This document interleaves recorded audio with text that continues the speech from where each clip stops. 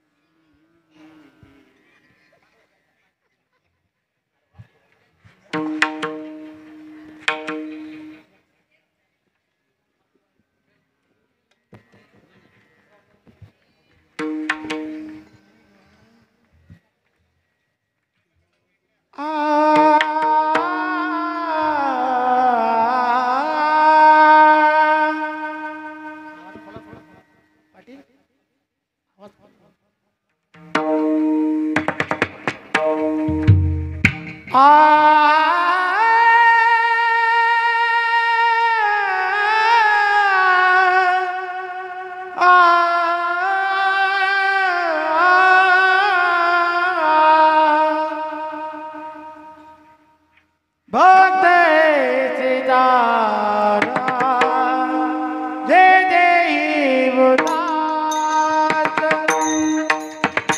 भक्ताचे दारा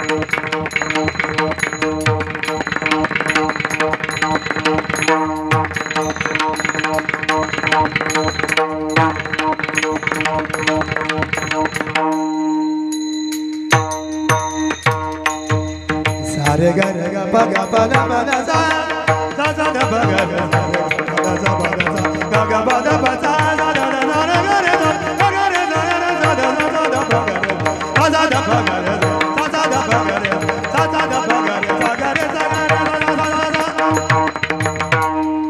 na ba de jana thana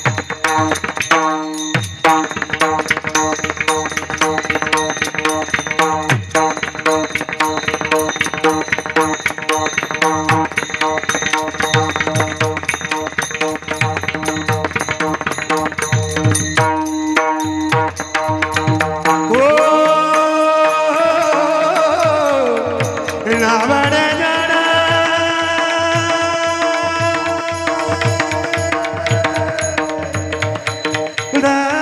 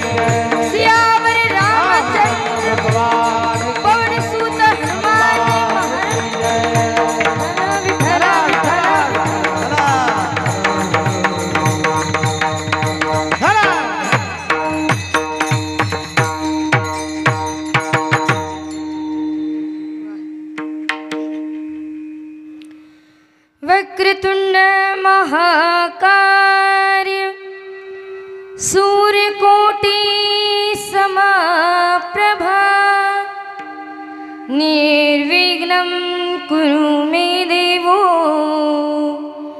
सर्वकार्येषु सर्वदा। कस्तूरी तिलकं ललाटपटले वक्षस्थले कौस्तुभं नासाग्रीवरमोतिकं करतले वेणुकरे कङ्कणं सर्वाङ्गे हरिचन्दनं सुललितं कण्ठे च मुक्तावली गोपस्त्री परिवेष्टितो विजयते गोपालचूडामणिः। गुरुर्ब्रह्मा गुरुर्विष्णु गुरुर्देवो महेश्वरा गुरुर्साक्षात् परब्रह्म तस्मै श्री गुरुवे नमः। समचरणं सरोजं सान्द्रुनीलाबुधाभं जगन्निहितपाणिं मण्डनं मण्डनानं तरुणतुलसीमाला कन्दरं काञ्चनेत्रं सदय धवलहासं विठ्ठलं चिन्तया।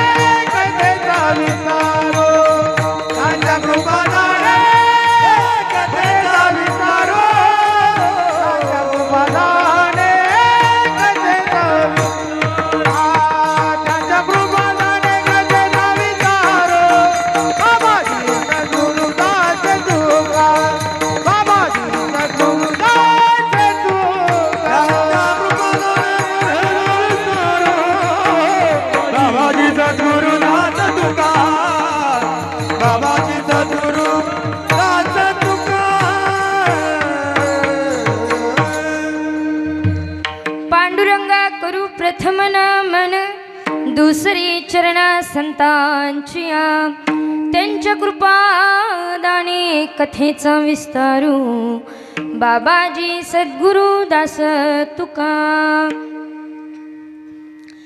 कृष्णाय वासुदेवाय हरये परमात्मने प्रणतः क्लेशनाशाय गोविंदाय नमो नमः। वर्णामर्थसंहान रसाना छन्दसामपि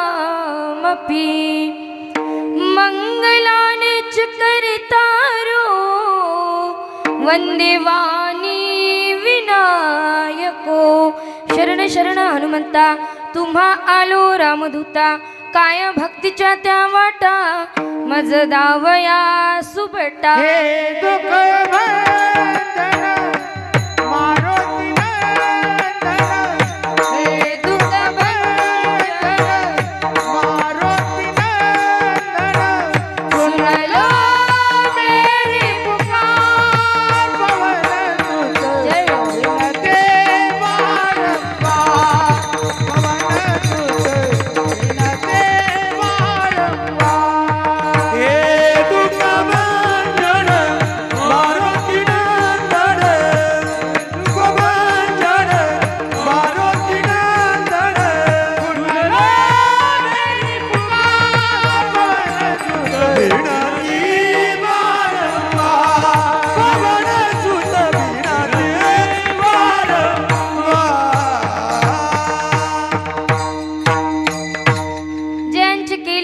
स्मरण होय सकल विद्येंचे अधिकरण तेची वंदू श्री चरणा श्री गुरूंचे माझं हृदय सद्गुरु जे नितारिल संसार पुरु म्हणून विशेषात्या धरू विवेकावरी जाणते न गुरु भजिजे तेन कृतकार्य होईजे जैसे मूळ सिंचन सहजे शाखा पल्लव संतोषती आता हृदया पले चौफाडून या भले वरी बैसू पावले श्री गुरूंचे मस्तक हे पायावरी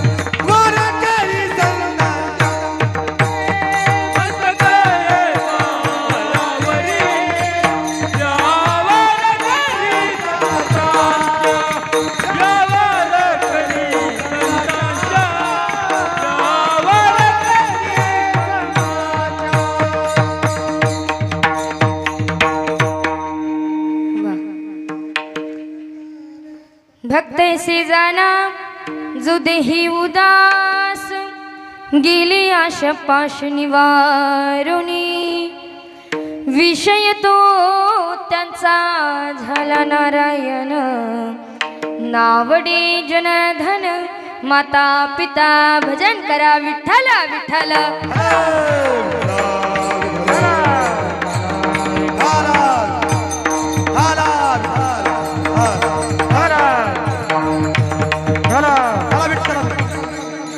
प्रस्तुत कीर्तन रूपी सेवेकरता घेतलेला अभंग जगद्गुरु जगद्वंदनीय संत सम्राट महाराष्ट्राची भूषण वैराग्याची मूर्ती ज्ञानाचे प्रतिपादित असणारे देहूचे सुप्रसिद्ध संत जगद्गुरु तुकोबाराय यांचा 4 चरणाचा साधा सरळ सपाईती बसलेले माळकरी वारकरी टाळकरी सर्वांच्या परिचयातील भक्ताचं महत्त्व सांगणाराचा अभंग विठ्ठल विठ्ठल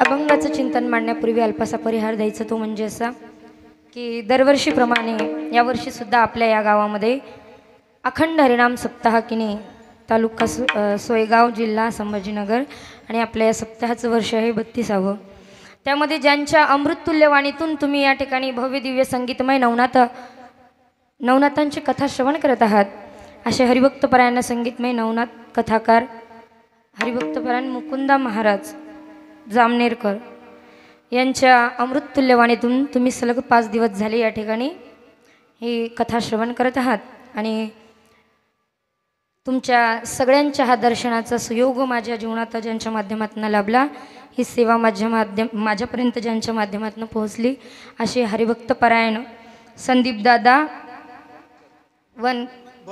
बनकर यांच्या माध्यमातून ही सेवा माझ्यापर्यंत सुपूर्त झाली म्हणून दादांची व समस्त आपल्या गावकऱ्यांच्या वतीने मी सगळ्यांच्या मनापासून या ठिकाणी धन्यवाद व्यक्त करेल त्याचबरोबर इथं गोड अशी जी गायक मंडळी मृदुंगाचार्य सर्व कलाकार मंडळी मला सत्संगती करता लाभलेली आहेत त्यामध्ये मृदुंगाचार्य हरिभक्तपरायण आदित्य महाराज यांच्यासाठी एकदा जोरदार टाळ्या वाजवा महाराजांना मनापासून धन्यवाद त्याचबरोबर हरिभक्तपरायण गजानन महाराज गावंडे यांच्यासाठी सुद्धा एकदा जोरदार टाळ्या वाजवा गोडशी गायनाची सत्कारत आहेत त्याचबरोबर हरिभक्तपरायण ज्ञानेश्वर महाराज साबे यांच्यासाठी सुद्धा एकदा जोरदार टाळ्या वाजवा त्याचबरोबर हरिभक्तपरायण मुकुंद महाराज आहेत का बरं या ठिकाणी आमचं परम भाग्य आहे की ज्यांच्या अमृततुल्यवाणीतून तुम्ही कथा श्रवण करत आहात असे कथा प्रवक्ते आज माझ्यासारख्या अज्ञानाच्या कीर्तनामध्ये बसलेले आहेत म्हणून आमचं परम भाग्य आहे त्यामध्ये सर्व महाराज मंडळी असतील आता प्रत्येकाचं नाव काही मला ज्ञात नाही असो ही सर्व टाळकरी मंडळी असतील त्यामध्ये आमचे विनेकरी बाबा असतील विनेकरी आई असतील चोपदार बाबा असतील आणि ह्या सर्व आपल्या गावातल्या भजनी मंडळ टाळकरी मंडळी यांच्या सगळ्यांसाठी एकदा जोरदार टाळ्या वाजवा. त्याचबरोबर ज्यांचा गोड असा साऊंड सिस्टीम आहे बघा, दादा आपलं नाव हरिभक्त पारायण कचरू पाटील दादा, यांच्यासाठी सुद्धा एकदा जोरदार टाळ्या वाजवा. अगदी गोड साऊंड सिस्टीम आहे बरं का तुमची. आणि विशेष सांगायचं म्हणजे आज आमच्याबरोबर आमचे दादासुद्धा आलेले आहेत, त्यांची साऊंड सिस्टीम आहे. पण असो दादा माझ्यासोबत जरी असले तरी ते विक्षेप करत नाहीत बघा कोणाला. किती जरी म्हटलं दादांना की तुम्ही थोडं ऑपरेटिंग करा, पण ते नाही करत. हा त्यांचं मोठेपण आहे. कसं आहे, तुम्हीसुद्धा छान प्रकारे ऑपरेटिंग करता आणि हा साऊंडसुद्धा छान आहे. पण तरीसुद्धा सांगेल, माझा गळा आधीच बसलेला आहे आणि तुमची एक लहान बहीण म्हणून सेवा पार पडेपर्यंत आवाज कायम असंच राहू द्या. इथे बसलेली सर्व भक्तिमती माता, भक्तिमती पिता, सगळ्यांच्या अंतकरणामध्ये व्यापक असलेला हा परमात्मा आणि त्या परमात्माचं चिंतन आपण पाहूया. विठ्ठल विठ्ठल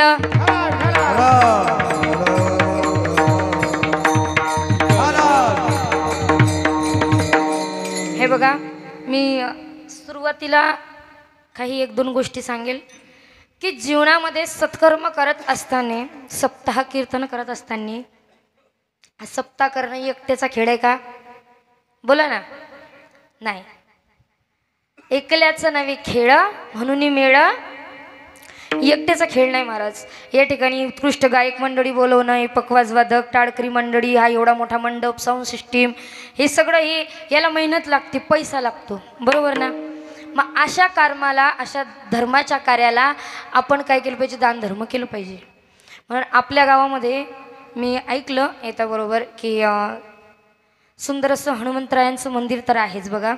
सगळ्यांच्या सहकार्याने दान धर्म केल्याने एवढं सुंदर मंदिर जर आपल्या गावामध्ये होऊ शकते, तर आपलं आराध्य दैवत शिवछत्रपती शिवाजी महाराज यांच्या स्मारकाचं त्या ठिकाणी बांधकाम सुरू आहे, बरोबर ना. तर त्या ठिकाणी आपल्याकडनं जेवढी काही मदत होईल, जे काही दान धर्म होईल, जे काही सहकार्य करता येईल, जी काही सेवा देता येईल, ते त्या ठिकाणी देण्याचा प्रयत्न करा. आणि विशेष म्हणजे आज आपला सप्त्याचा 5वा दिवस. राहिले किती दिवस? बोला ना. 3 दिवस.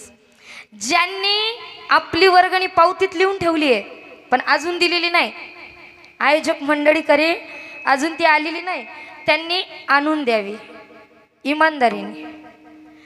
देवाला दिले ना काय कमी पडतं महाराज? जीवनामध्ये भगवंतांनी दिलेलं आपल्याला हे सर्व काही संपत्ती, ऐश्वर्य सगळे हे त्याचंच आहे आणि त्याच्या मनात आलं तर तो क्षणात हिसकून घेईल, काही सांगता येत नाही. म्हणून दान धर्म केलं पाहिजे आणि मन मोठं असलं पाहिजे महाराज. मी तर बघा सांगेल, या ठिकाणी काही लोक या मनुष्य देहात आल्यावर देणारा तो परमात्मा आहे, पण त्याला सुद्धा द्यायला मागे पुढे करतात. इतकेही कंजूस लोक असतात बघा. एक सांगेल, एक म्हातारा होता, त्याच्या घरामध्ये पूर्वजांपासून, त्याच्या वडिलांपासून एक सुपारी होती. काय होती सुपारी?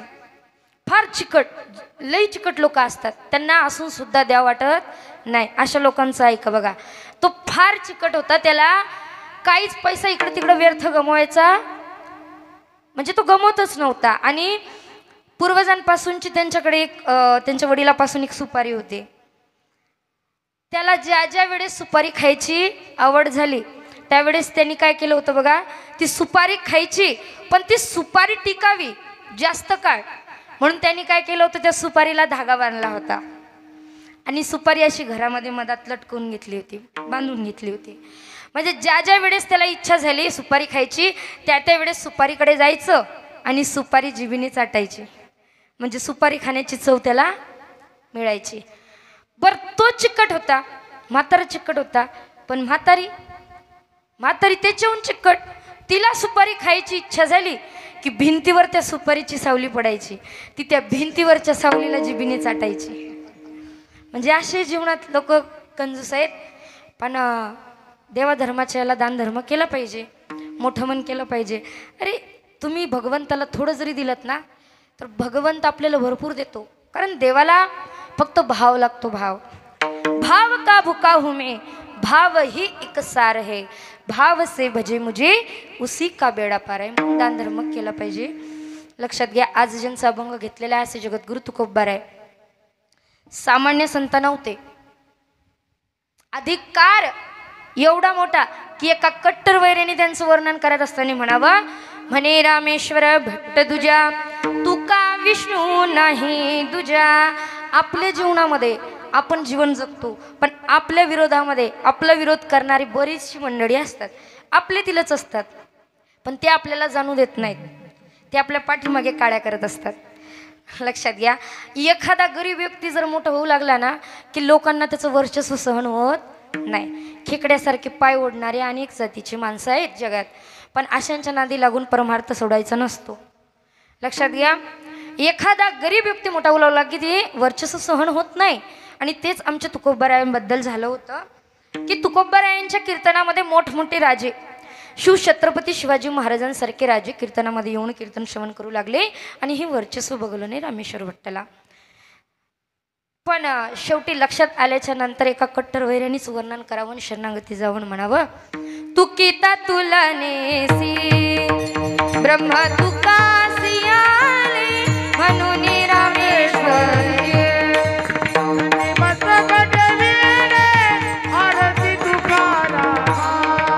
स्वामी सद्गुरु सच्चिदानंद मूर्ती आरती तुकाराम. एका कट्टर वैऱ्याने वर्णन करावं अधिकार तसा असावा लागतो महाराज. मी सांगेल बघा, माझे छत्रपती शिवाजी महाराज काय अधिकार होता इतिहास सगळ्यांना ज्ञात आहे. इथे बसलेली सर्व तुम्ही जाणकार मंडळी आहात, पण तरी सुद्धा एक उदाहरण सांगेल की शिवछत्रपती शिवाजी महाराज यांनी शाहिस्ते खानाचं काय कापलं होतं? बोट. इथपर्यंत इतिहास माहित आहे ना. शाहिस्ते खानाचे बोट कापलेले असताना त्या शाहिस्ते खानाच्या मनामध्ये किती राग किती द्वेष. पण अशा वेळी जवळच आपली चुलत बहीण धावत पडत यावं आणि आपल्या बहिणीने म्हणावं, भैया भैया वो शुभा है ना शुभा, वो मेरी लड़की को उठा के ले गया. कोणी म्हणावं? शाहिस्ते खानाच्या बहिणीने शाहिस्ते खानाला. मला सांगायचं काय अधिकार माझ्या राजांचा. असं ऐकल्याच्या नंतर आधीच बोट कापलेली, अंतकरणामध्ये राग द्वेष क्रोधाची भावना, पण त्या शाहिस्ते खानाने दिलेलं उत्तर आहे ना अगदी ऐकण्यासारखं आहे. ऐका, तो शाहिस्ते खान म्हणतो आपल्या बहिणीला, बहिना बहिना वो शुभा है ना शुभा, वो किसी दुश्मन की गर्दन काप सकता है. वो शुभा है ना शुभा, किसी दुश्मन की उंगलियां काट सकता है. बहना, वो शुभा है ना शुभा, किसी दुश्मन को मार भी सकता है, लेकिन वह शुभा है ना शुभा, वो किसी औरत बेटी पर कभी हाथ नहीं डाल सकता, कभी हाथ नहीं डाल सकता. एका कट्टर वैरानं केलेलं वर्णन आहे. म्हणून अधिकार तसा असावा लागतो. राजांचं जगणंही तसं होतं महाराज. इतकं उच्च, इतकं आचरण शुद्ध होतं की आपल्या मातेने सांगावं, राजा तुला स्वराज्याची स्थापना करायची आहे. केली ना महाराज. आई वडिलांचं स्वप्न पूर्ण केलं. त्या ठिकाणी अनेक जातीचे लोक एकत्रित केले. 18 पगड जाती एकत्रित करून राजांनी अनेक गड किल्ले जिंकलेत. म्हणून आजही जर आपण त्यांचं चरित्र उच्चारतो ना त्यावेळेस लक्षात येतं की एकमेव असा राजा होता की अर्धरात्री एक तरुण स्त्री एकच राजा इथे जन्मला शिवनेरी किल्ल्यावर किल्ल्यावर किल्ल्यावर माझ्या राजाचं माझ्या देवाचं माझ्या राजाचं नाव गाजते गडकिल्ल्याच्या दगडावर शिवरायाचं नाव गाजते गडकिल्ल्याच्या दगडावर एकच राजा इथे जन्मला शिवनेरी किल्ल्यावर एकच राजा इथे जन्मला शिवनेरी किल्ल्यावर किल्ल्यावर किल्ल्यावर हर हर छत्रपती शिवाजी महाराज की राजा राजाचं नाव गाजते गडकिल्ल्याच्या दगडावर शिवरायाचं नाव गाजते गडकिल्ल्याच्या दगडावर सुंदर स्वराज्य निर्माण केले तलवारीच्या धारेवर तलवारीच्या धारेवर तलवारीच्या धारेवर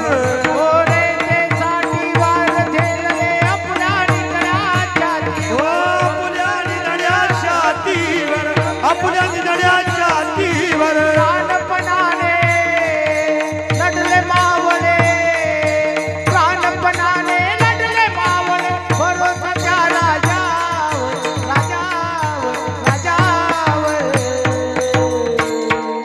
माझ्या राजात माझ्या देवात माझ्या शोभात नाव गाजते किल्ल्याच्या दगडावर शिवरायाचं नाव गाजते किल्ल्याच्या दगडावर शिवरायाचं नाव गाजते किल्ल्याच्या दगडावर शिवरायाचं नाव गाजते किल्ल्याच्या दगडावर.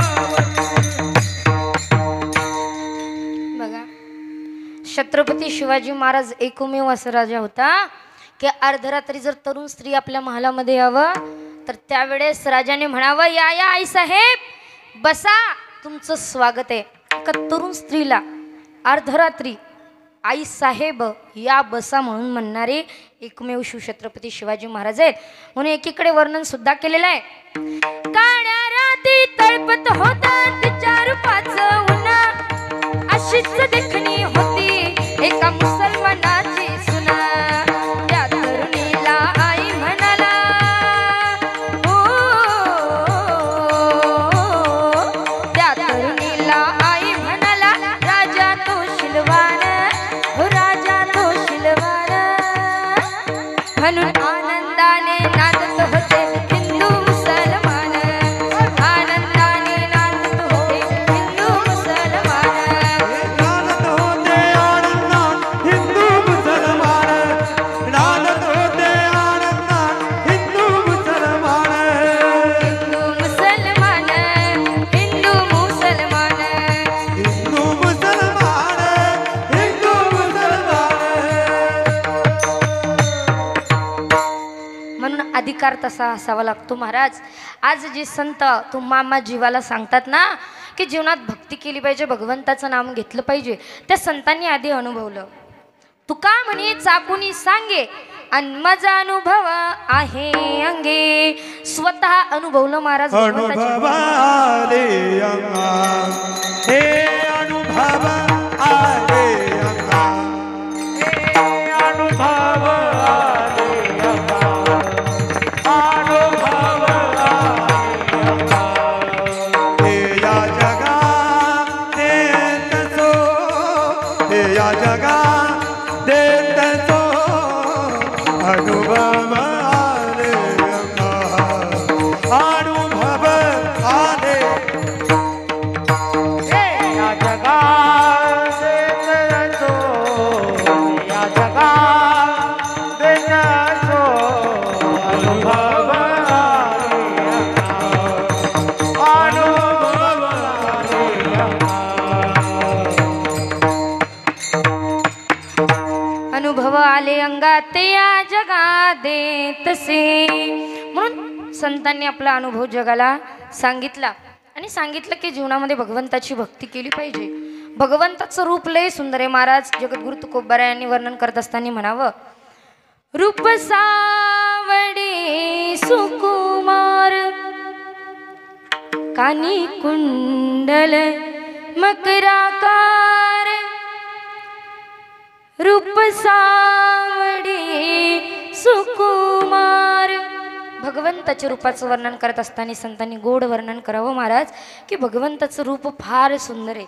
राजस सुकुमार, मदनाचा पुतळा, रवी शशिकळा लोपलिया. भगवंताचं रूप लय सुंदर आहे हो. पण भगवंताचं रूप जाणत असताना भगवंताची भक्ती करावी लागते. तुकोबारायांनी आपल्या जीवनात एवढी भक्ती केली की पांडुरंग ध्यानी पांडुरंग मनी, जागृती स्वप्नी पांडुरंग. देवाच्या रूपाचं वर्णन तुकोबारायांनी साधू संतांनी करावं. आणि आपण एखादा पुरुष एखाद्या बायकोची स्तुती करतो, तिच्या रूपाचं वर्णन करतं. एखादा मुलगा एखाद्या मुलीकडे बघून तिचं कौतुक करत असतं. बघा, एक गंमत सांगते. मी बस स्टँडला फार वेळची उभी होती आणि नवीनच जोडपं उभं होतं त्या ठिकाणी. ते सुद्धा बसची वाट पाहत होते आणि मी सुद्धा बसची वाट पाहत होते. नवीन नवीन लग्न झालेलं आणि नवीन लग्न झालं किती वेगळाच थाट असतो महाराज. तो ज्याचं लग्न झालं होतं तो आपल्या बायकोची स्तुती करत होता. तो म्हणत होता, अगं तुझे डोळे नाही का फार सुंदर आहेत, तुझे डोळे अगदी ऐश्वर्याच्या डोळ्यासारखेच आहेत म्हणे. तुझं नाक तर एवढं सुंदर आहे म्हणे की काय सांगावं. काय म्हणे तुझं बोलणं, काय ते ओठ, काय ते डोळे, असं वर्णन करत होता. आणि म्हणे मी तुझ्याकडे बघितलं, तुझ्या डोळ्यांमध्ये बघितलं की मला तुझ्या डोळ्यामध्ये अख्खं जग दिसतं. काय म्हणे, तुझ्या डोळ्यांमध्ये मला अख्खा जग दिसतं. आता मी त्या ठिकाणी बराच वेळ उभी होते. मी ऐकलं आणि दादाजवळ गेली. म्हटलं दादा तुम्ही आत्ताच तुमच्या बायकोची फार सुंदर स्तुती केली बघा. मी ऐकलं की तुम्हाला त्यांच्या डोळ्यांमध्ये अख्खं जग दिसतं. आता महाराज स्तुती तर केली होती आणि लगेच नाही म्हणायचं म्हणजे काय बायकोचं मार खाणार आहे घरात येऊ देणार नाही ना बायको खोटी तारीफ केली तर. हो म्हणे ताई मी आताच म्हटलं की मला तुझ्या डोळ्यांमध्ये अख्खं जग दिसतं. खरं आहे म्हणे दिसतं म्हणे मला. मी त्याला म्हटलं दादा असं आहे ना मग एक काम कर ना आमच्या गावाला जाणारी बस कुठपर्यंत आली एकदा सांगता का. महाराज वर्णन कुणाचं करावं रे देवाचं वर्णन करावं. तू खूप बऱ्याने वर्णन करत असताना म्हणावं सुंदर ते ध्यान उभे विटेवरी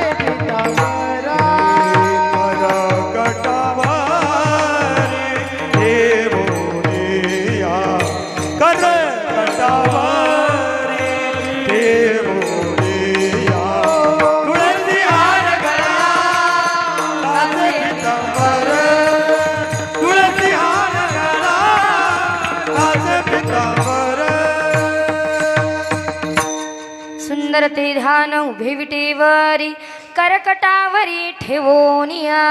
असं भगवंताच्या रूपाचं वर्णन संत महात्म्यांनी करावं. आणि तेच संत महात्मे तुम्हा जीवाला सांगत असताना म्हणतात बाबांनो जीवनात भक्ती करावी. असं जो भगवंताची निस्वार्थ भावनेने भक्ती करतो तो भक्त कसा असतो त्याचं लक्षण काय असतं अभंगाच्या प्रथम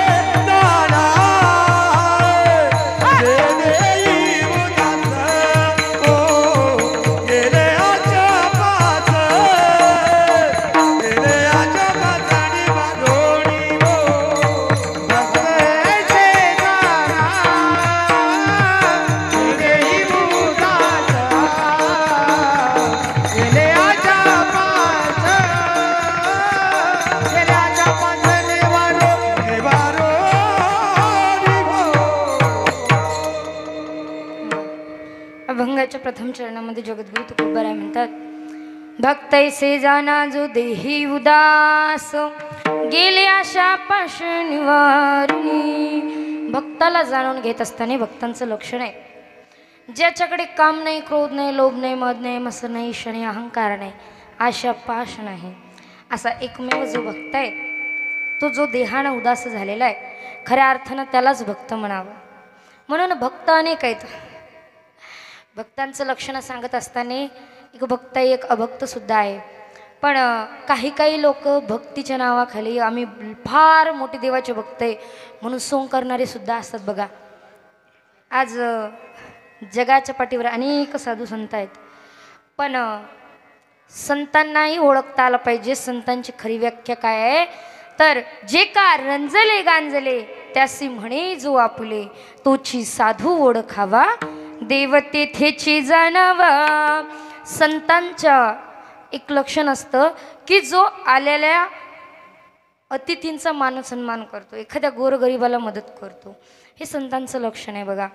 आपल्या दारी जर एखादा संत आला असेल, एखादा साधू महात्मा आला असेल, तर त्याला आपण आपल्या स्वइच्छेने जे काही आपल्याला भगवंतांनी दिलेलं आहे त्यातलं थोडंफार खायला दिलं, पोटभर जेवण दिलं तरी बस आहे, त्यातूनही आपल्याला पुण्य प्राप्त होत असतं. तेही नसेल तर एक ग्लासभर पाणी जरी दिलं तरी खूप आहे. तेही नसेल तर त्याला हात जोडून जाऊ द्या, पण त्या संतांचा अपमान करू नका. संतांचा अपमान केला तर भगवंताचा अपमान झाल्याशिवाय राहत नाही. कारण देवतेची संत, संततेची देव, निमित्त त्या प्रतिमा. म्हणून देव असेल, संत असेल, अशा संतांचा आपल्याकडनं अपमान व्हायला नको.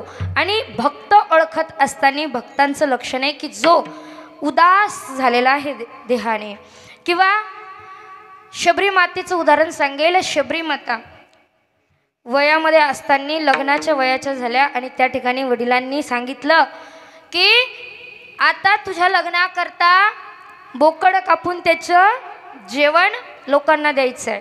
असं जेव्हा शबरी मातेने ऐकलं, तिला वाटलं की माझ्या लग्नाकरता एवढे जीव जर जात असतील तर मग मला हे लग्न मंजूर नाही आहे, आणि पळून गेल्या घरातून. पळण्याच्या पाठीमागे त्यांचा सात्विक भाव होता. आजकालच्या मुली पळून जातात, तो भाव वेगळा. शबरी माता पळून गेल्या आणि एका संतांच्या आश्रमामध्ये जाऊन लपून राहिल्या. तिथे त्यांनी लपून अनेक काळ संतांची सेवा केली. अंतकाळ समीप आला आणि जाता जाता त्या संतांनी सांगितलं, अगं शबरी, तू माझी निस्वार्थ भावने सेवा केलेली आहेस, म्हणून एक दिवस या सेवेचं फळ म्हणून तुझ्या कुटीमध्ये स्वयं या विश्वाचा मालक श्री रामचंद्र प्रभू चालत येतील आणि तुझा उद्धार होईल असं सांगितलं. त्यावेळेस संतांच्या शब्दावरती विश्वास ठेवला माझ्या शबरी मातेने. फार निर्मळ होती मनाने, आणि शबरी माता तेव्हापासून भगवंताची वाट पाहू लागल्या. आणि तो दिवस उजेडला आणि त्या क्षणाला मग मात्र भगवंताचं आगमन झालं. म्हणून आपण म्हणत असतो ना, मेरे झोपड़ी के भाग आज खुल गए हैं, राम आए हैं. मेरे झोपड़ी के भाग आज खुल गए हैं, राम आए हैं. राम आए हैं, आए हैं, राम आए हैं. राम आए हैं, राम आए हैं. मेरी झोपड़ी के भाग आज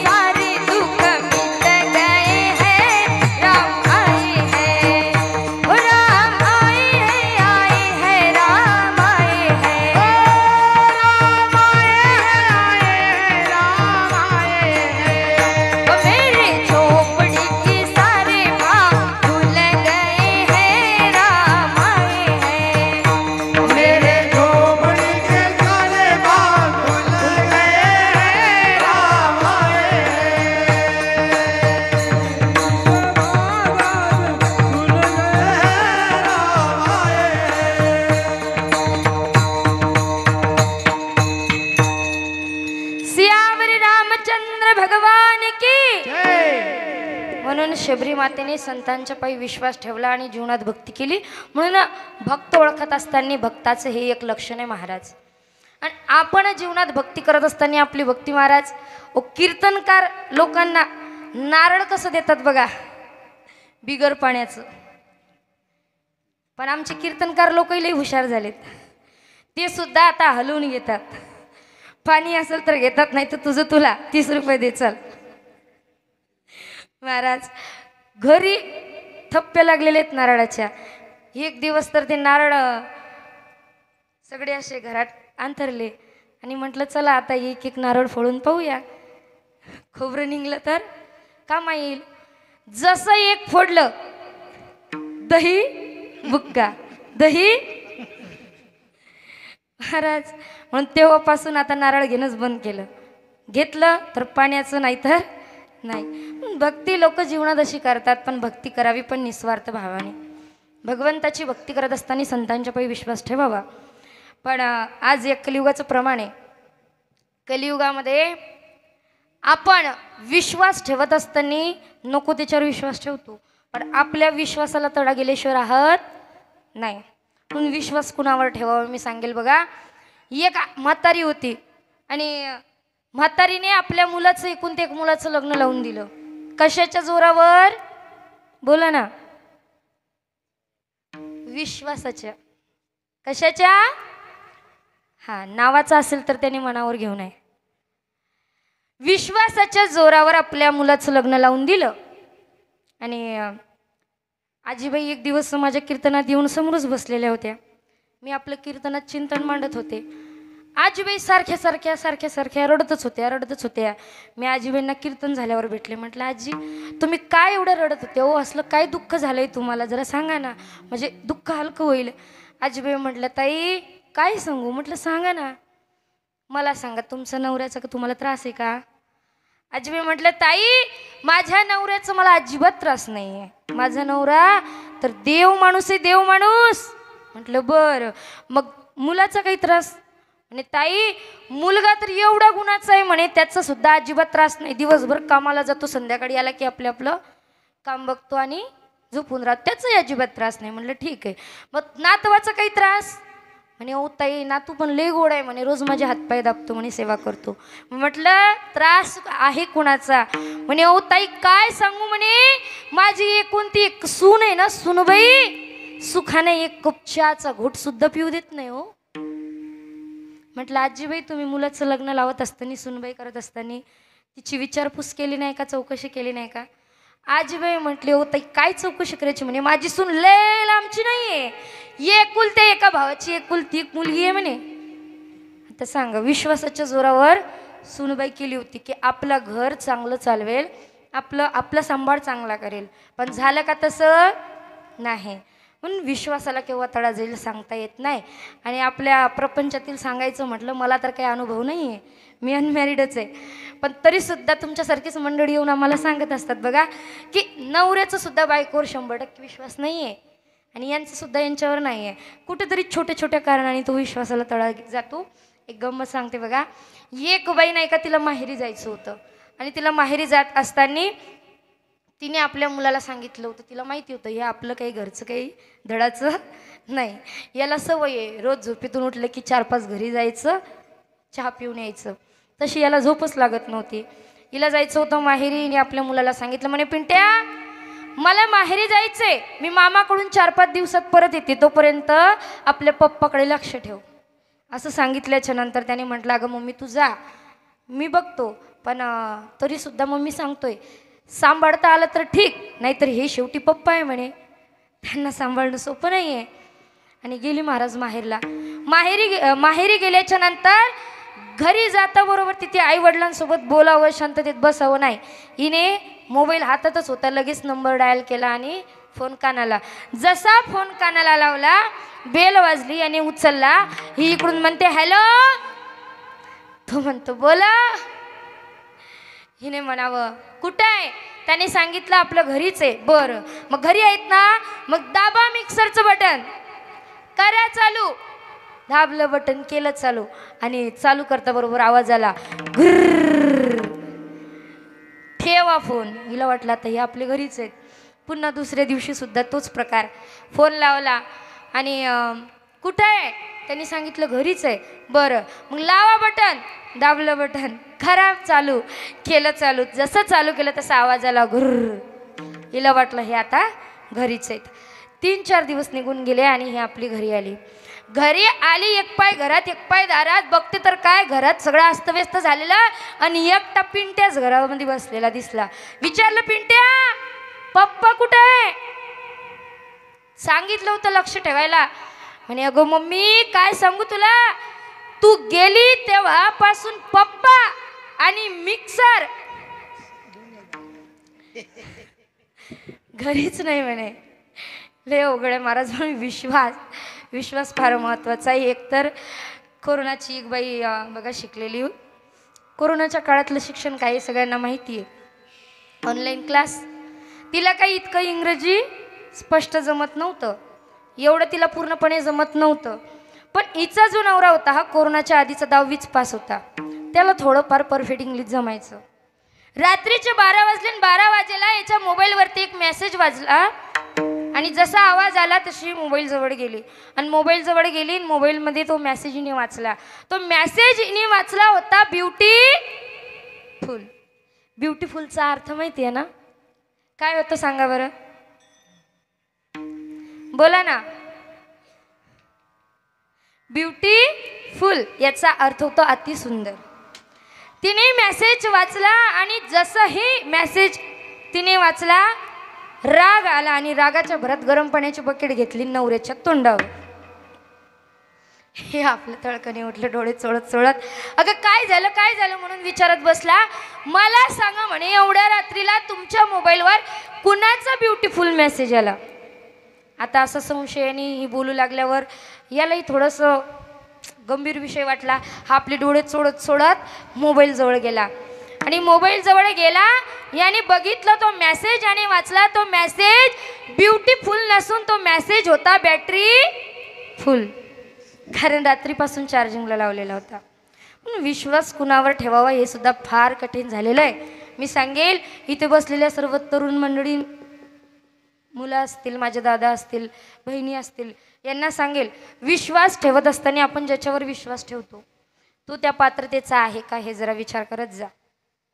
कारण आपण 2-4 दिवसाच्या प्रेमाखातीर आईवडिलांना विसरून जातो, नको त्याच्यावर विश्वास करतो आणि बरीचशी मंडळी आईवडिलांचा त्याग करून त्यांना सोडून घर सोडून पळून जातात. पण हे चुकीचं आहे. मी सांगेल आपण जीवनामध्ये इतकं मोठं व्हायचं, असं काहीतरी कर्तृत्ववान करून दाखवायचं, कर्तृत्व करून दाखवायचं.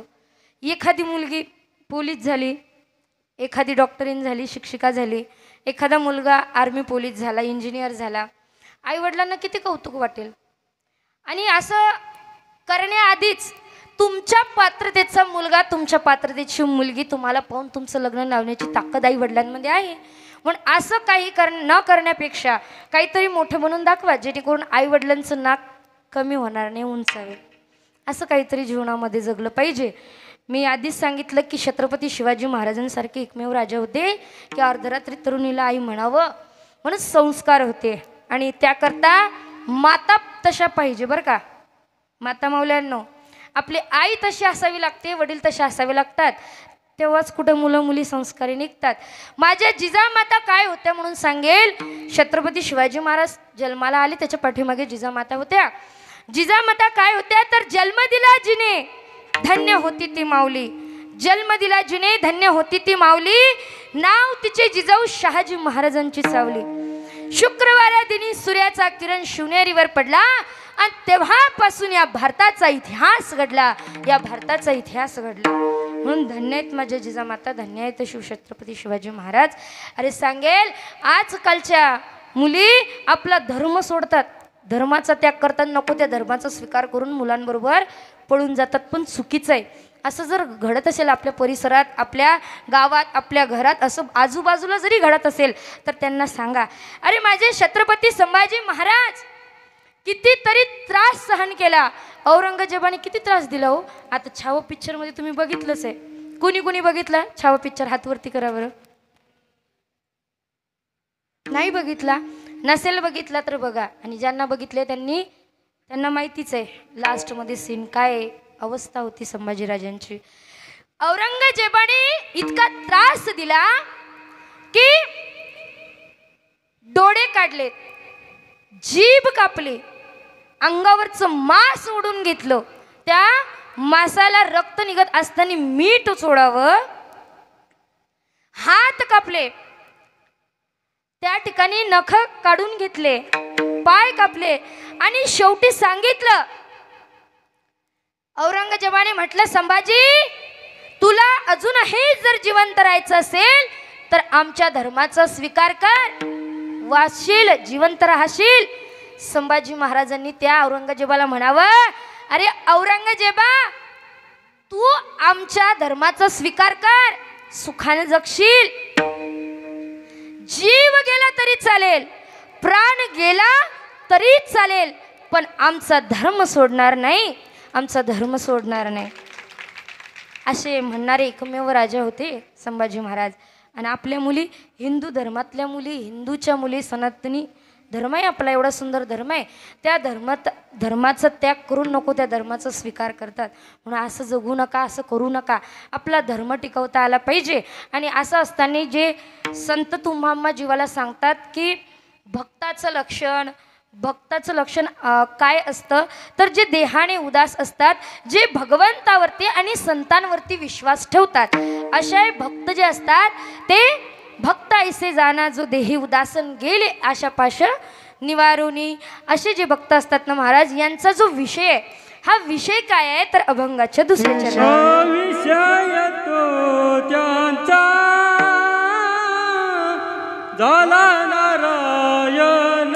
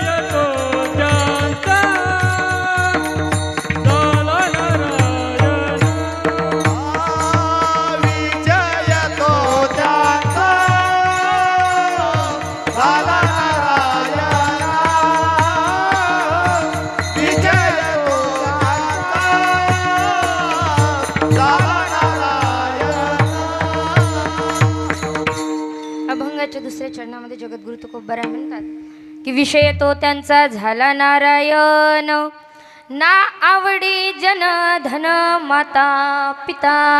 असे जे भक्त असतात ना देहानी उदासीन झालेले, अशा भक्तांचा विषय परमात्मा झालेला असतो. म्हणून भक्त असावा लागतो महाराज त्या पात्रतेचा. म्हणून हनुमंतराय माझे एवढे रामचंद्र प्रभूंचे प्रिय भक्त आहेत, त्याच्या पाठीमागे कारण आहे की हनुमंतरायाने रामचंद्र प्रभूंची भक्ती केली.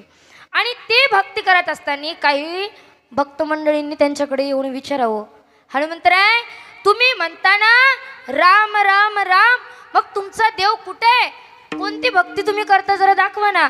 हनुमंतरायाने म्हणावं, आमचा देव सर्वत्र व्यापक तर आहे, पण त्या देवाला आम्ही आमच्या हृदयामध्ये साठवलेलं आहे, आणि त्या क्षणाला आपलं हृदय फाडून दाखवावं आणि म्हणावं श्रीराम जानकी बैठे हैं मेरे सीने में, श्रीराम जानकी बैठे हैं मेरे सीने में, श्रीराम जानकी बैठे हैं मेरे सीने में.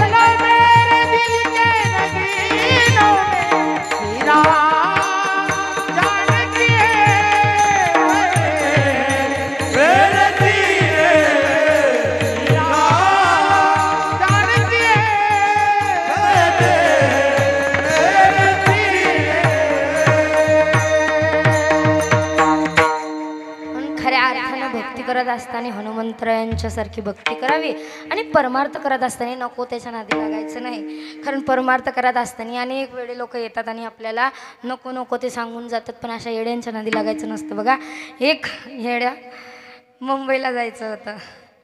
आता गावातला कमी शिकलेला त्याला जायचं होतं मुंबईला. त्याने मुंबईच्या त्या जाण्याकरता विमानाचं तिकीट काढलं आणि विमानाचं तिकीट काढलं आणि त्या ठिकाणी विमानामध्ये जाऊन बसला. बरं, आपल्या सीटवरती जाऊन बसावं, हे दुसऱ्याच्या सीटवरती जाऊन बसलं. नंबर बघितला नाही, काय नाही, दुसऱ्याच्या सीटवरती जाऊन बसल्याच्यानंतर ज्याचं सीट होतं तो आला आणि म्हणू लागला, दादा हे माझं सीट आहे, तुम्ही तुमच्या सीटवरती जाऊन बसावं. ते ऐकतच नव्हतं. ते खेड्यातलं येडं, याला काय डोकं लावायचं महाराज. त्यांनी म्हटलं मी उठणार नाही आणि ती उठतच नव्हतं. हा म्हणे, दादा काका हो माझं सीट आहे, तुम्ही तुमच्या जागेवरती जाऊन बसा, तुमच्या सीटवरती जा. ऐकतच नव्हतं. 2-4 माणसं आले, ती समजून सांगू लागली, पण हे ऐकतच नव्हतं.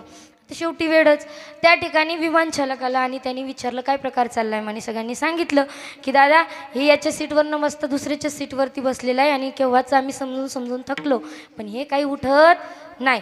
तेव्हा विमान चालकाने त्याच्याजवळ गेला आणि त्याला विचारलं, म्हणे दादा तुला कुठं जायचंय? त्यांनी सांगितलं मला म्हणे मुंबईला जायचं. कुठं जायचंय? मुंबईला. आणि त्यांनी हळूच त्याच्या कानात सांगितलं, म्हणे दादा मुंबईला जाणारं सीट हे नाही तर ते. हे लगेच उठलं आणि त्या सीटवरती जाऊन बसलं. हे सगळा प्रकार ती लोक पाहत होती. ती लोक विमान चालकाला विचारलेत, म्हणे दादा आम्ही केव्हाच सांगून सांगून थकलो म्हणे, पण हे ऐकत नव्हतं, तुम्ही असं काय सांगितलं की हे लगेच उठलं? विमान चालकाने सांगितलं, हो मी त्याला एवढंच विचारलं की दादा तुला जायचंय कुठे? त्याने सांगितलं मला मुंबईला जायचंय म्हणून. कुठं जायचंय? मुंबईला. आणि त्या ठिकाणी मुंबईला जात असताना मग मी त्याला एवढंच सांगितलं की दादा तुला मुंबईला जायचंय ना, मग मुंबईला जाणारं सीट हे नाही तर ते. म्हणून लोक कुणाचं ऐकतात, कुणाचं ऐकावं, किती ऐकावं यालाही मर्यादा आहे. नको त्याचं ऐकून परमार्थ सोडायचा नसतो. आणि जीवनामध्ये अनेक येडे लोक येतात, पण अशा येड्याच्या नांदी लागून आपण वेडं व्हायचं नसतं. ही एकतर नवीनच लग्न झालं बघा. आणि जावाई म्हटल्याच्या नंतर आता आपल्या बायकोला माहेरून आणायचं सासरी, म्हणून त्याला वाटलं आता आपण गेलं पाहिजे. तर नवीन नवीन सासरी जाण्याचा आनंद वेगळाच असतो आणि सासूबाईला सुद्धा जवळ येणार म्हणून आनंदच असतो. सासूबाईचं नेराच थाट असतो, महाराज जवळ येणार म्हणजे इकडून तिकडून मारी तिच्या क्रांतीचा काही नकरा. लय अवघड असतं बघा. नवीनच लग्न झालं आणि आपल्या बायकोला आणायला जायचं, पण विचारलं आईला, अगं आई बायकोला आणायला जायचंय म्हणे सासरी, जाऊ का? आईने म्हटलं कशाला डोकं लावतो उगाच, आधीच तर तुला कळत नाही काय बोलावं, कसं वागावं, कसं चालावं, काही सुद्धा कळत नाही म्हणे. तू राहू दे, तुझ्या वडिलांना पाठव, बाबाला पाठव. हा आपला बाबा जवळ गेला, म्हणे बाबा माझ्या पत्नीला आणायला सासरी जायचंय म्हणे, जाऊ का? विचारलं. वडिलांनी म्हटलं अरे तुला जेवायचं सुत नाही, बोलायचं सुत नाही, राहायचं सुत नाही, तिथे जाऊन काय करणार आहे म्हणे? कसं तरी लग्न लावून दिलं, उगाच म्हणे वांदा पाडून घेशील, नको जाऊ, तुझ्यावरचं मी जातो. हा लई शहाणा. हा कसं म्हणे बाबा तुमचं लग्न झालं होतं तेव्हा तुमच्या बायकोला आणायला मी गेलो होतो का हो? माझ्या बायकोला आणायला मीच जाणार आहे म्हणे. आणि जाणार तेव्हा आईने सांगितलं, म्हणे बाळा ऐक, जा पण 1-2-4 गोष्टी लक्षात ठेव. तिथे गेल्याच्या नंतर बोलायचं काय, बरं आहे का, ठीक आहे का, पाणी पाऊस चांगलंय, हे काय ते काय, मुलं बाळा आहेत की नाही, असं 2-4 गोष्टी लक्षात ठेवायच्या म्हणे. बोलायचं तसंच. आता हे उभ्या रस्त्यानं तसंच विचार करत करत बोलत चाललं होतं. कसा तरी आपला पोचला सासरी आणि मधातच सासरा भेटला आणि सासरा आणि तो निघाला रस्त्याने. सासरी भावाला विचारलं, म्हणे कसं आहे म्हणे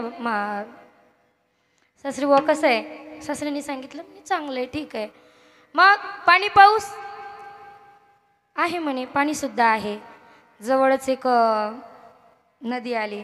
आणि हा कसं म्हणतो, म्हणे सासरी बुवा या नदीत पाणी कुठून आलं? सासऱ्याने सांगितलं. आता सासऱ्याला वाटलं की आपला जवळ लईच मजाकीचं दिसतोय, मजाक करतोय. सांगितलं म्हणे काय सासरी बुवा, काय जवळ बुवा मजाक करताय, चला म्हणे पुढे गेलेत आणि म्हणे आता तुम्ही एक काम करा, घरी जा, मी आपलं किराणा दुकानातून थोडंसं सामान आणतो. घरी गेलेत आणि सांगितलं होतं खाली बसायचं नाही, वरती बसायचं, कारण याला दिसत नव्हतं, याला रात अंधाड्या होत्या. आणि सांगितलं होतं म्हणून हा आपला गेला आणि याला बसायला काही उंच काही सोफा वगैरे नव्हतं त्या काळात, खुर्ची दिसली नाही आणि चाऱ्याची थप्पी लावलेली होती. हा त्या गंजीवर जाऊन बसला आणि बसल्याच्या नंतर सासूबाई इकडे तिकडे पाहत होते, जावई आता इथं होते, आता कुठं गेले, सगळं घर शोधून काढलं आणि पाहतं तर काय गंजीवर बसलेले. आणि ओ जावई बुवा तिथे काय करताय, खाली या. म्हणे कसं आहे ना सासूबाई, पाहिलं म्हणे आपली गंजी केवढी काय. आणि उतरला खाली, बसायला दिलं. स्वयंपाकाची तयारी झाली आणि स्वयंपाक, सुंदर स्वयंपाक केला बघा. स्वयंपाक बनवता बनवता एवढे पक्वान्न बनवले सासूबाईंनी की रात्र झाली. आणि याला रात्रीचं काही दिसत नव्हतं. आता रात्रीला याने त्या सासूबाईने जेवायला ताट वाढलं, हा आपला जेवायला बसला आणि त्या ठिकाणी जेवायला बसल्याच्या नंतर सुंदर पुरणपोळी, खीर, भात, बासुंदी सगळं काही पदार्थ बनवलेले होते. सासूबाई पुरणपोळी घेऊन आल्या, बाजूलाच एक ठोंग बांधलेलं होतं. पुरणपोळी घेऊन आला, सासूबाईंनी बघितलं, अरे ताटातली पुरणपोळी तर म्हणे आपलं घरातील टोंगच खात आहे आणि हे आपले जावई नुसती भातच खात आहेत. विचारलं म्हणे जावई बुवा पुरणपोळी तुम्ही का खात नाही, ते पुरणपोळी तर ते आपलं टोंग खात आहे. म्हणे सासूबाई मला असं वाटलं की घरात बांधलेलं आहे, आपलं लाडाचं असेल म्हणून मी खाऊ दिलं. यानं कसं तरी आपली स्टेरिंग फिरवली आणि सासूबाई पुन्हा पुरणपोळी घेऊन आल्या. म्हणे आता ना, आता बघतोच कसा खातो. तर सासूबाईंनी पुरणपोळी ठेवली आणि सासूबाईच्या चालण्याचा आवाज आला. याला वाटलं टोंगच आहे की काय. जशी फळकणी दिली सासूबाई दूर लांब जाऊन पडले आणि जेवणाचा कार्यक्रम आटपला. रात्र झाली. सांगितलं होतं खाली झोपायचं नाही म्हणून शेजारच्या एका आजोबांची बाज आणली आणि टाकली. त्याच्यावरती सांगितलं जावई बुवा तुम्ही याच्यावर झोपा. तर हा कसा तरी आपला झोपला, पण याला अर्ध्या रात्री लागली होती, याला जायचं होतं. आणि त्यावेळेस काय करावं म्हणून याने काय केलं, युक्ती लढवली. जवळच म्हातारा झोपलेला होता, त्याचा फेटा घेतला आणि तो बाजीला बांधला आणि हातात पकडला, नासा गेला. आता बाथरूमला गेल्याच्या नंतर वापस येणार म्हणून काय झालं, तिथे जे बांधलेलं टोंग होतं त्यांनी काय केलं, निम्मे फेटा खाऊन घेतला. आता याला जाण्याकरता सुचतच नव्हतं. हे आपली जागा सोडून सासूबाईच्याच बाजीवरती जाऊन झोपला आणि जसा झोपला तसा सासूबाईच्या अंगावर. सासूबाई थडकणी उठल्या. म्हणे ओ जवाब दिसत नाही का तुम्हाला. म्हणे कसं आहे सासूबाई दिसत नाही, पण कसं आहे ना मग अशी नाही का तुम्हाला ठेवून दिली, मी माफी मागण्याकरता आलोय. लक्षात घ्या संसारामध्ये अनेक अनुभव असतात, पण असे जे येडे लोक असतात अशा येड्यांच्या नादी लागायचं नसतं. जीवनामध्ये परमार्थ करत असताना संतांनी सांगितलं की जो खरा भक्त आहे त्याचा विषय परमात्मा झालेला आहे. आपण प्रपंचामध्ये राहत असताना आपले नको नको ते विषय आहेत. आपला विषय मुलगा, आपली विषय मुलगी, नवरा बायको, घर, प्रपंच, पैसा. आणि आजकाल लोक जेवढा माणसाला किंमत देत नाही तेवढा पैशाला देतात, बरोबर की नाही. पण पैशाला खऱ्या अर्थानं किंमत आपण द्यायला पाहिजे, पण एवढी बी नाही की माणसातली माणुसकी कमी होईल. आमचे गुरुदेव नेहमीच सांगत असतात की माणसाजवळ जोपर्यंत सत्ता आहे, संपत्ती आहे, पैसा आहे, तोपर्यंतच खऱ्या अर्थानं लोक आपले आहेत बरं का. ज्यावेळेस गरिबी आली कोणी विचारणार नाही. अरे जब तक आपने पल्लव पैसा तब तब लोक सलाम करे, एक दिन खाना नाही मिला तो कोई नाही मिठा बोले. म्हणून खऱ्या अर्थानं लोक जगामध्ये असे आहेत की पैशाला महत्त्व देतात, माणसाला किंमत देत नाही. पण माणसामध्ये माणुसकी असावी आणि जीवन जगत असताना भगवंत आपला विषय व्हावा म्हणून संत महात्मे म्हणतात, विषय तो त्यांचा झाला नारायण, नावडी जनधन माता पिता. ज्यानं आवडत नाही त्यानंतर धन, आताच सांगितलं मी. पण संत महात्म्यांना धनाची सुद्धा अपेक्षा नाही. संत महात्मे म्हणतात की न लगे मुक्ती धन संपदा, आणि संत संग देई सदा. म्हणून आम्हाला धन नको आणि माता पिता ते सुद्धा नको होतं. म्हणून लक्षात घ्या, काही साधक मंडळींनी विचारावं तो खूप बरं आहे. तुम्ही सांगताना की अशा भक्तांना आईवडील आवडत नाही, समाज आवडत नाही, धन आवडत नाही. पण एखाद्या वेळी जर संकटाला विपत्ती आली तर अशा वेळी मग या लोकांच्या पाठीमागे किंवा यांच्या मदती करता कोण धावून जातं तर तुकोबाराय म्हणतात, आम्हाला या लोकांची गरजच पडू देत नाही. देव अभंगाच्या निर्वाणी गोविंद असे मागे पुढे, निर्वाणी गोविंद असे मागे पुढे, निर्वाणी गोविंद असे मागे पुढे, निर्वाणी गोविंद असे मागे पुढे, निर्वाणी गोविंद असे मागे पुढे, निर्वाणी गोविंद असे मागे पुढे, निर्वाणी गोविंद असे मागे पुढे, निर्वाणी गोविंद असे मागे पुढे.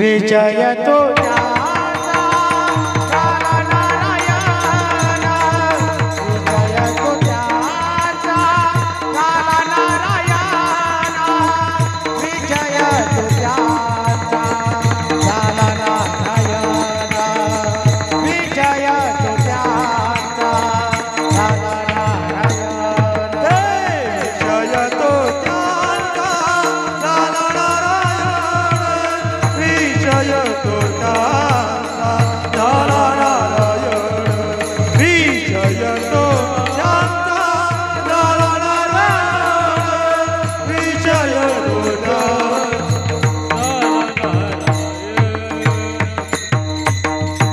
अभंगाच्या तिसऱ्या चरणामध्ये जगद्गुरु तुकोबराय म्हणतात, निर्वाणी गोविंद असे मागे पुढे, काहीच साखळी पळून निधी. ज्या ज्या वेळेवर आमच्यावरती संकट येतात, विपत्ती येते, दुःख येते, अशा वेळी मागे पुढे उभा राहे सांभाळीत, आली आघात निवाराया. ज्या ज्या वेळी आपल्या भक्तांवरती खऱ्या अर्थानं दुःख संकट येतं ना, त्या त्यावेळी परमात्मा हा कोण्या ना कोण्या रूपाने त्याची मदत करत असतो, त्याच्या हाकेला धावून येत असतो. द्रौपदी माता भर सभेमध्ये वस्त्रहरण होत होतं आणि अशा वेळी अनेक मोठमोठे महात्मे सभेमध्ये बसलेले होते. प्रत्येकांना त्या ठिकाणी विनंती केली, माझी रक्षा करा, पण कोणी सुद्धा बोललं नाही, रक्षा केली नाही. शेवटी परमात्म्याचा धावा केला आणि भगवंतांनी लीला अशी केली की असं रूप धारण केलं की कोणाच्या लक्षात सुद्धा येऊ दिलं नाही. महाराज, नारी बिच सारी आहे की सारी बिच नारी आहे, नारी की ही सारी आहे की सारी बिच नारी आहे, काही सुद्धा कळलं नाही. गजेंद्राला त्याला सुद्धा त्याची सुद्धा रक्षा केली हो. म्हणून देव प्रत्येकाच्या संकटामध्ये रक्षा करत असतो, पण त्याकरता भगवंताचं नाम घेतलं पाहिजे. नामाची ताकद एवढी महाराज की नामदेवराय वर्णन करत असताना म्हणतात, नाम तुझे रे, नाम तुझे रे, नाम तुझे रे नारायणा, नाम तुझे रे, नाम तुझे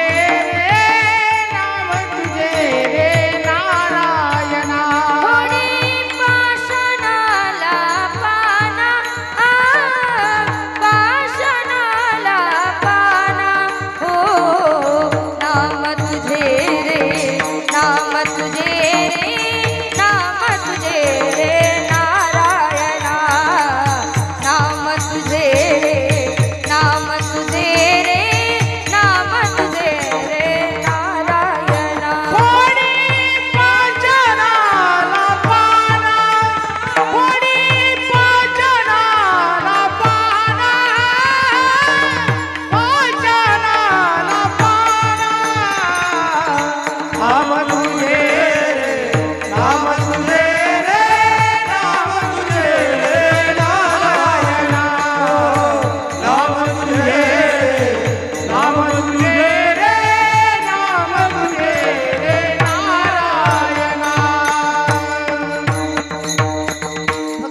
भगवंताच्या नामाची एवढी ताकद आहे ना की एक अजामिळ नामक पापी दृष्ट नजर बदली.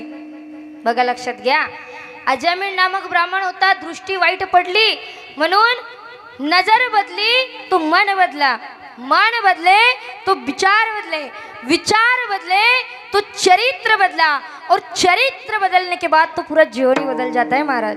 म्हणून डोळ्याने बघायचं असेल तर डोळे तुम्ही घ्या रे सुख, पहा श्री विठोबाचे मुख, किंवा ऐका जे तुम्ही कान माझे विठोबाचे गुणगान. म्हणून नाव ठेवत असताना नावाच्या भगवंताच्या नावाने उद्धार झाला अजमिलाचा, म्हणून नाव ठेवत असताना जरा चांगले ठेवत जा. आजकालच्या आमच्या महिला मंडळी अशी नावं ठेवतात महाराज इंग्लिश की त्या नावांचा अर्थ सुद्धा कळत नाही. नारायण नाव ठेवलं पाहिजे, कृष्ण राम, त्या ठिकाणी सुंदर सुंदर नाव आहे तर भगवंताचे, म्हणून नाव चांगलं ठेवावं आणि नावासारखं आपलं आचरण तसं असावं. नाहीतर काही काही मंडळी नाव गंगाधर आणि आंघोळ पाहिली महिनाभर करत नाही, आंघोळ नाही महिनाभर, अशी लोक आहेत. नाव शांताबाई आणि घरात पहिला अजिबात शांती नाही. म्हणून नाव जरा चांगले ठेवत जा. एक तर म्हातारी आषाढीच्या वारीला गेली आणि आपल्या नातीवर लई प्रेम, लहानपणापासून तिला आपल्यासोबत खेळायचं, लहानाचं मोठं केलं. आणि एक दिवस आपली 3-4 वर्षाची नात घेऊन ती कुठे गेली, आळंदीत पायी वारीला गेली. आणि परतीला वापस येत असताना बस स्टँडला जेव्हा बसमध्ये जाण्याकरता गेली त्या ठिकाणी एवढी गर्दी की बसमध्ये पाय टाकायला जागा नव्हती. तिने आपल्या नातीचं प्रेमाने नाव ठेवलं होतं पप्पी. काय नाव ठेवलं होतं? पप्पी. आणि बसमध्ये अजिबातच जागा नव्हती, सगळी मंडळी लोटालोट करत होती, जागा मिळण्याकरता जात होती. बस पॅक झाली. आजीबाई कंडक्टरकडे बघून म्हणते, ओ कंडक्टर साहेब, अहो मला नका घेऊ पण माझी पप्पी तर घ्या. जसं कंडक्टरने ऐकलं महाराज, कंडक्टर बेशुद्धच पडला. दुसऱ्या दिवशीच होश आला आणि जसं आजीबाईचं आठवलं हे पुन्हा बेशुद्ध पडलं. काय नावं ठेवावे, कसं लय अवघड आहे महाराज. म्हणून नावं जरा चांगली ठेवत जा. जनाबाई, मुक्ताबाई, बहिणाबाई, त्यानंतर ज्ञानेश्वर, तुकोबाराय सारखे नाव, तुकाराम, असे सुंदर सुंदर नाव ठेवली पाहिजे. आणि त्याकरता खऱ्या अर्थानं महिला मंडळ मी सांगेल की याकरता संस्कार फार महत्त्वाचे आहेत बरं का. संस्कार दिले पाहिजे आणि ते संस्कार लहानपणातच दिले गेले पाहिजेत. त्याकरता सांगेल की गर्भपणामध्ये ज्ञानेश्वरीची प्रत ठेवा तुमच्याजवळ छोटी. रामकृष्ण हरिमंत्र असू द्या स्वयंपाकात बनवताना रोटी. गजानन महाराजांचा आशीर्वाद घ्या कोट्यानुकोटी. आणि निश्चितच आळंदीचे ज्ञानोबारायसारखे, देहूची तुकोबारायसारखे, मुक्ताई जनाबाई सारखे मुलं मुली येतील तुमच्या पोटी, येतील तुमच्या पोटी. संस्कार दिले पाहिजे. आणि लक्षात घ्या, संस्कार आज काळाची गरज आहे. आज आपल्याला वाटतं आपले मुलं मुली घरात संस्कार घेत नाहीत, मिळत नाही, म्हणून कुठंतरी शिबिराला पाठवलं पाहिजे, आश्रमात पाठवलं पाहिजे, संस्थेला पाठवलं पाहिजे. पण काही मुलं तिथूनही पळत येतात, संस्कार घेत नाही. महाराज आता थोड्या दिवसाचीच गंमत सांगते बघा. माझं बटवाडीला शिवपुराण झालं महाराज, तुम्ही स्टेटस पाहिलेच. त्या ठिकाणी शिवपुराणामध्ये एक कथा येते की पार्वती माताईने आपल्या अंगावरच्या मातीने काय बनवला होता महिला मंडळ, बोला. हां, माहिती आहे. याचा अर्थ तुम्ही शिवपुराण ऐकलेला आहे, ही कथा ऐकलेली आहे. मातीच्या त्या ठिकाणी पार्वतीने काय बनवला होता? गणपती. आणि मी असंच त्या कथेच्या माध्यमातून ही कथा सांगितली की पार्वतीने एक दिवस स्नान करण्याकरता बसले आणि आपल्या अंगावरच्या मातीचं त्या ठिकाणी गणपती बनवला. एक मुलगा उठून उभा राहिला, म्हणे ताई, मातीच्या अंगावरच्या मातीचा गणपती बनवला, मग पार्वती माते किती दिवस बिगर आंघोळीच्या होत्या? काय प्रश्न करतील मुलं सांगता येत नाही, लय अवघड असतं महाराज. एक तर पोरगा कीर्तनामध्ये उठून उभा राहिला आणि म्हणे, ताई रावणाला तोंड किती? म्हटलं 10. मग म्हणे झांगा झोपतं कसा? लय अवघड आहे महाराज, काय प्रश्न करतील सांगता येत नाही. म्हणून संस्कार फार महत्वाचे. एक दिवस तर बघा, एका गुरुजींनी मुलांना विचारलं, म्हणे पोरांनो, आज तुम्हाला मला काही प्रश्न विचारायचे आहेत. त्यामध्ये पहिल्याला उठवलं आणि विचारलं, म्हणे सांग रे तुझा जन्म कधी झाला?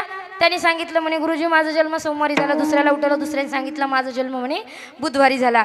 आता तिसरा जो होता तो लई चबरा होता, तो जरा पुढचंच बोलत होता. त्याला विचारलं गुरुजींनी, म्हणे गुरुजी माझा जन्म बुधवारी झाला. बरं, गुरुजींनी म्हटलं ठीक आहे, बस खाली. याने नीट खाली बसवा ना. हा विचारते म्हणे गुरुजी तुम्हाला विचारू का. गुरुजी म्हटले विचार. मग मला सांगा तुमचा जन्म कधी झाला. गुरुजींनी सांगितलं म्हणे माझा जन्म तर म्हणे रविवारी झाला.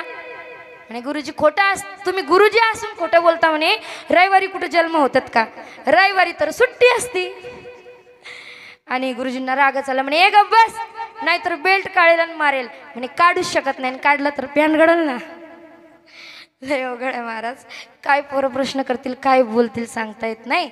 असंच थोडा वेळ कीर्तनाला उशीर असताना मी आपली घरात बसलेली होती. एका बाईने जबरदस्ती चहा प्यायला नेलं. चला म्हणे ताई. गेली. चहा ठेवीपर्यंत मी आपली सोफ्यावरती बसते. हातात रिमोट घेतला आणि रिमोटाचं बटन असं दाबणार तेवढ्यात ती पोरं धावत पडत आलं आणि जोरात रिमोट आणि त्याने आपल्या आवडीचं चॅनल लावलं कार्टून. म्हटलं दादा एखादी न्यूज लाव. म्हणे ताई पाहायचं असेल तर हेच पहा नाही तर. आणि महाराज मी आपली शांतच बसले. तेवढ्यात त्याच्या मम्मीने आवाज दिला आणि तो साईडला रिमोट ठेवून गेला. तेवढ्या टायमात मी हातात रिमोट घेतला आणि रिमोटचं बटन दाबला आणि बदलवण्याचा प्रयत्न केला पण ती चॅनल बदलतच नव्हतं. शेवटी विठोबा रखमाई झालं. मी आपली कीर्तनात गेले. कीर्तन आटपलं आणि ते पोरगं माझ्याजवळ येऊन जोर जोरात हसायला लागलं. म्हटलं दादा. म्हणे ताई चॅनल बदललं होतं का. म्हटलं नाही ना रे दादा किती प्रयत्न केला पण ते काही बदलतच नव्हतं. म्हणे कसं बदलणार. रिमोटचे शेल तर माझ्या खिशात आहे. आणि खिशातले शेल काढले दाखवून हसत होता. म्हणजे अशी मुलं आहेत म्हणून संस्कार दिले पाहिजे. संस्काराची गरज आहे. खऱ्या अर्थाने मी सांगेल अरे ज्या महाराष्ट्रामध्ये आपण राहतो ज्या भारत देशामध्ये आपण राहतो असे आपले जे आराध्य दैवत आहेत छत्रपती शिवाजी महाराज यांचे संस्कार घेतले पाहिजे. नुसती शिवजयंती साजरी केल्याने जमत नाही. दाढी वाळून मिशी वाळून चंद्रकोर लावून त्याला शिवजयंती साजरी करणं म्हणत नाही. खऱ्या अर्थाने शिवजयंती तेव्हाच साजरी होईल ज्या अर्थी आपण आपल्या घरातील स्त्रीचा आदर सन्मान करू. प्रत्येक माता बहिणीला त्या चांगल्या दृष्टीने बघू. लक्षात घ्या. अरे घरामधली स्त्री तुमची एवढी सेवा करते तुमचा सांभाळ करते. आपला घर प्रपंच सोडून इथं तुमच्या घरी नांदायला येते. माई बाप सोडते सगळं परिवार सोडते सुख सोडते सगळं सोडते केवळ तुमच्या करता. आणि तुम्ही तिच्या करता एक तंबाखूची पुडी नाही सोडू शकत. म्हणून ऐका स्त्रीचा तिला थोडा मान सन्मान देत जा. तिचं ऐकत जा. अरे आमच्या महिला मंडळी इतके साधा भोळे आहेत ना. यांचं किती जरी यांना दुःख असू द्या गुडघ्यातली वाटी सारखेला असू द्या तुम्ही जर तिची स्तुती केली ना ते आपल्या गुडघ्याला बाम सोडीन पण तुमच्यासाठी गरम भजेच तोडीन. एवढ्या भोळ्यात या. म्हणून जरा तारीफ करत जा. यांचाही थोडासा आदर सन्मान करत जा. ज्या लक्ष्मीच्या पाठीमागे आपण धावतो पडतो ती लक्ष्मी आपल्या घरात आहे म्हणून तिचा आदर सन्मान केला पाहिजे. बाईचं ऐकलं पाहिजे. आणि अहंकार कुणाचा अहंकार त्या ठिकाणी कोणत्याच गोष्टीचा करू नये कारण नाशिवंत देह जाणार सकळण आयुष्य खातं काळं सावधान. म्हणून जगद्गुरु तुकोबाराय म्हणतात की आमच्या जीवनामध्ये ज्या ज्यावेळी संकट येतं ना त्यावेळी निर्वाणी गोविंद असे मागे पुढे काहीच साकडे पडून ती ज्या भगवंताचं गोडसं चिंतन तुम्ही सर्वांनी या ठिकाणी श्रवण केलेलं आहे त्या भगवंताचं वारकरी संप्रदायाच्या नियमाप्रमाणे मुखाने भजन हाताने टाळे. विठोबा रखुमाई